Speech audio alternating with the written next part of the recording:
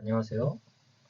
이번에는 전에 아리스토텔레스 수사에 이어서 제로 투 원이라는 책을 소개하려고 하는데, 이 제로 투 원은 좀 최근에 읽은 책이고요. 최근에 발표를 한 책이기도 합니다. 바로 시작을 해볼게요. 목차는 5개로 이루어져 있는데, 다 보셨죠? 따로 말씀을 안 드리고 넘어가도록 하겠습니다. 이 책을 읽게 된 동기를 말씀드리면, 이제 전에 아리스토텔레스 수사를 왜 읽었는지 말씀을 드렸었는데, 다시 한번 말씀을 드리면, 저는 꿈이 에너지 창업가고, 창업가로서 기업가 정신을 함양하는데, 이 투자자와의 소통 과정에서 언변 능력이 굉장히 중요하다고 생각을 했어요. 저의 아이디어나 아이템을 투자자에게 설명을 하는 과정에서 투자자의 관심을 끄는 것은 결국 창업자의 능력이잖아요. 창업자에 달려 있는 거고, 그 아이템의 발전 가능성도 중요하겠지만, 투자자들이 가장 중요하게 보는 것은 그 창업자가 이 아이템을 지속적으로 발전시켜서 개발해서 시장까지 진입을 할 수 있는가에 대한 창업가의 능력이라고 생각을 하거든요. 그래서 저는 아리스토텔레스를 읽고 언어 논리력과 열린 사고력을 함양하기 위해서 사배열이라는 철학적 사고의 훈련이 필요하다고 생각해서 아리스토텔레스 수학을 읽었었고, 이제는 제로 투 원이라는 책을 통해서 좀 다소 입문적인 책이었다면, 아리스토텔레스의 수사학이라는 책이 거기서 더 확장해서 창업가로서 갖춰야 할 태도와 자질을 알아보고 좀 기업가 정신을 함양하고자 이 책을 읽게 되었습니다. 이 책의 저자는 피터 틸이라는 사람인데요. 일론 머스크랑 같이 페이팔을 공동으로 창업한 사람입니다. 그리고 지금은 뭐 정확하게는 알지 못하지만 그 실리콘밸리의 스타트업 투자자로 활동하고 있다고 합니다. 되게 유명하다고 해요, 투자자로서.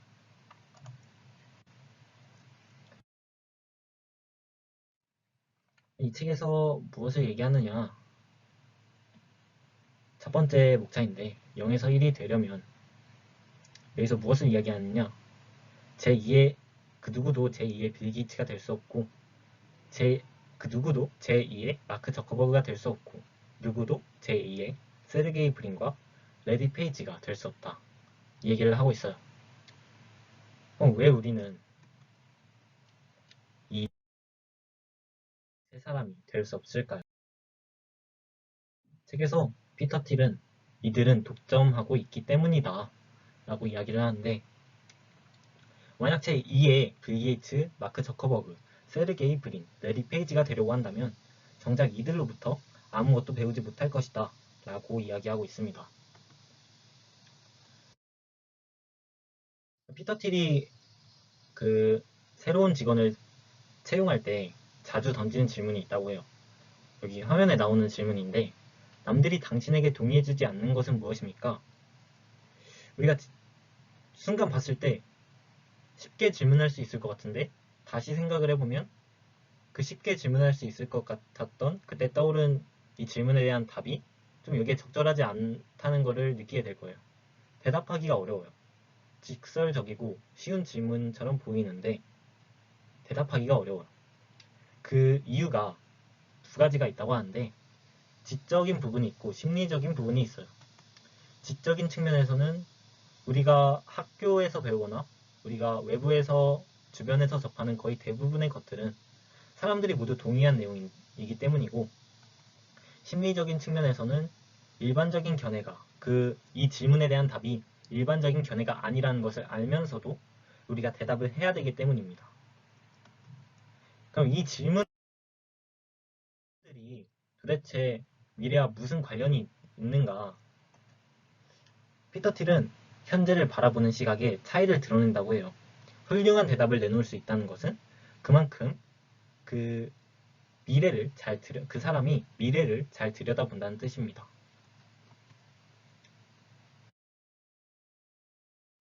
두 번째 목차인데요. 이 책은 진보적인 책이라고 할 수 있죠. 진보라는 의미가 정치적인 단어가 아니라 진보는 무언가를 바꾸려고 하는 그런 단어인 거죠. 수평적 진보, 이 책에서 진보를 두 가지로 나누는데 수평적 진보랑 수직적 진보, 이 두 가지로 나뉘게 돼요. 1에서 n으로 진보하는 것을 수평적 진보라고 하고 0에서 1로 진보하는 것을 수직적 진보라고 합니다. 이 진보랑 보수 이 두 가지 개념이 존재를 하는데 이거를 좀 설명을 해보면 생각보다 사람들이 진보와 보수를 잘 구별하지 못하더라고요. 아니, 친구들이요.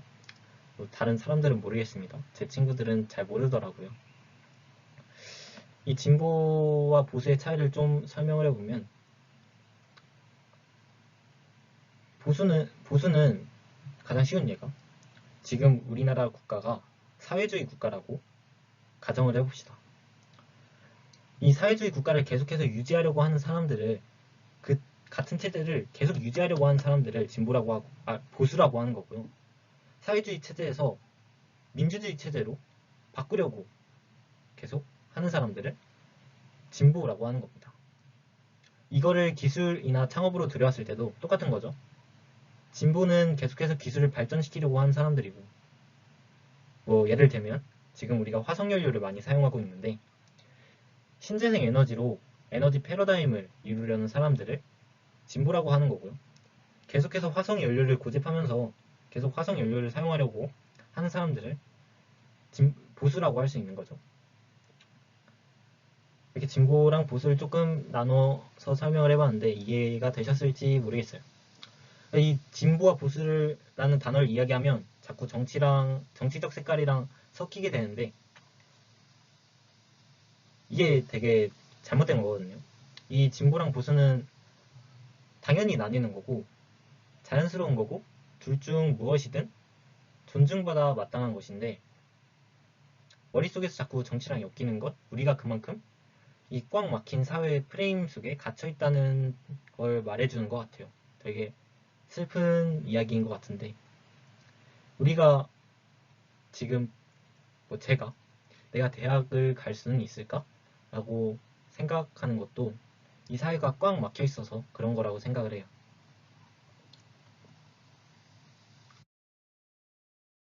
네, 다시 본론으로 돌아와 보겠습니다. 너무 이야기가 돌았네요.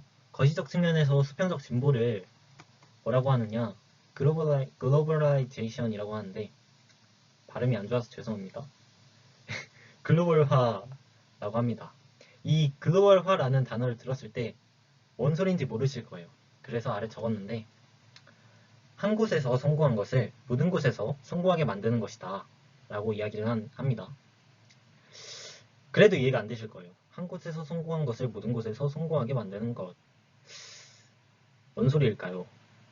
뭐 예를 들어보면 떡볶이라는 음식이 있다고 칩시다. 원래는 없었는데 엽기 떡볶이라는 회사가 떡볶이라는 음식을 만들어냈다고 우리가 한번 생각을 해봅시다. 그래서 새로 떡볶이라는 아이템을 가지고 시장으로 들어왔어요. 그래서 성공을 하게 됩니다. 그 다음에 배달 떡볶이라는 회사가 같은 떡볶이이지만 조금 다른 맛이고 다른 레시피로 떡볶이라는 음식을 가지고 새로운 회사를 만들게 돼요. 근데 엽기 떡볶이와는 다른 레시피이기 때문에 법적으로도 문제가 되지 않겠죠. 다른 음식으로 네, 판단되니까요. 그래서 배달 떡볶이도 성공하게 됩니다. 원래 있던 떡볶이를 가지고 조금 다르게 변형시켜서 이 배달 떡볶이에서 새로 창업을 한 거잖아요. 이렇게 한 곳에서 있는 것을 모든 곳에서 성공하게 만드는 것.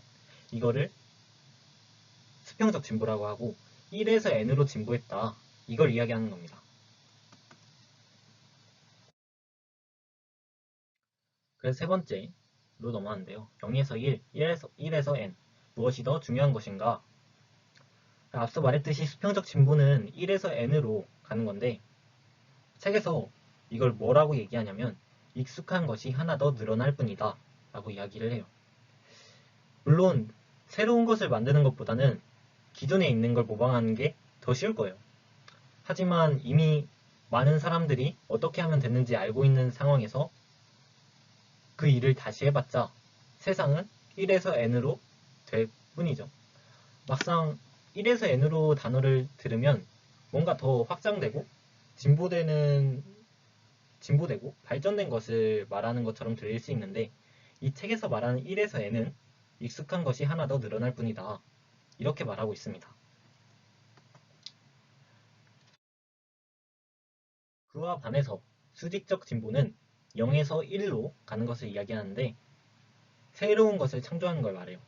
세상에 없던 것을 만드는 거죠.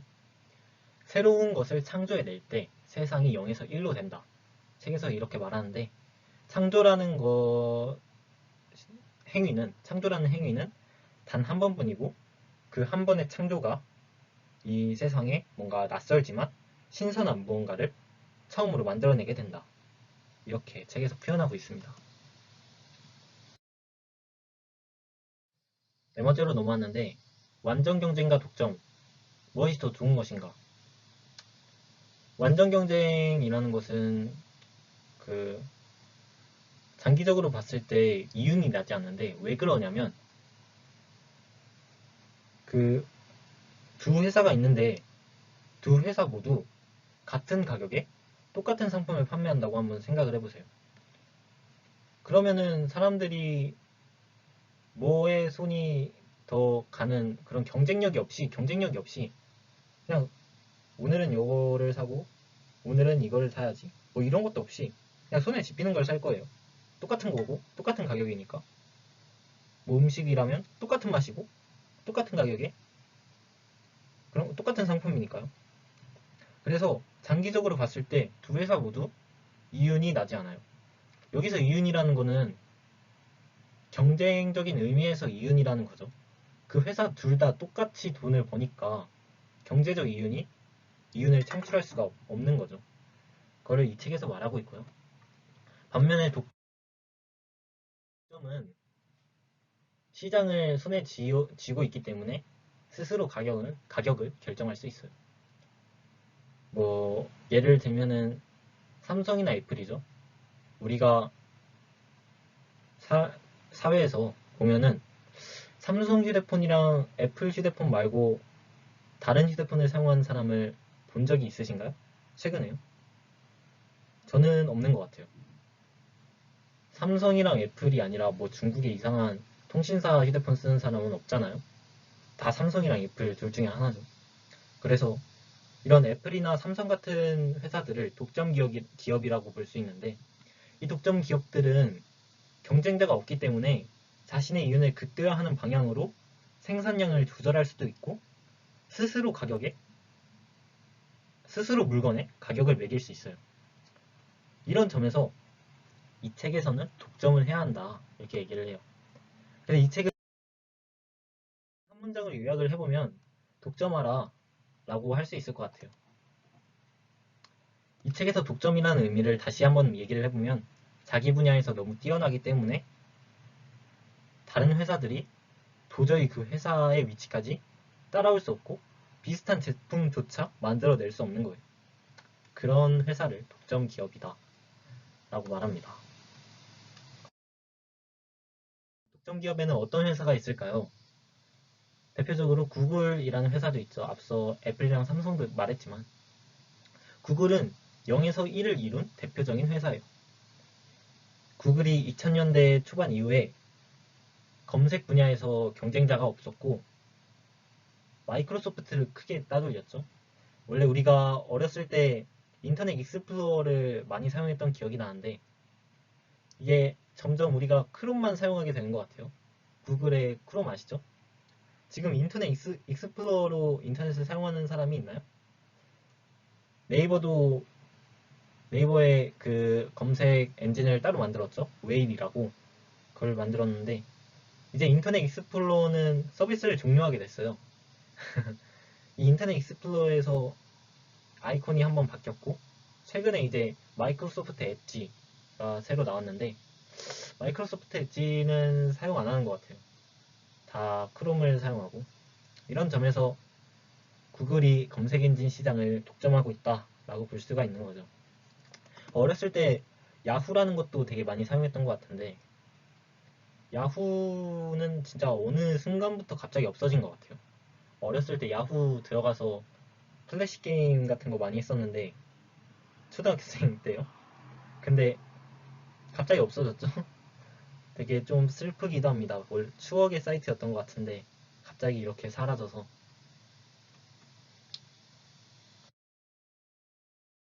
네, 네, 발표는 끝났고요.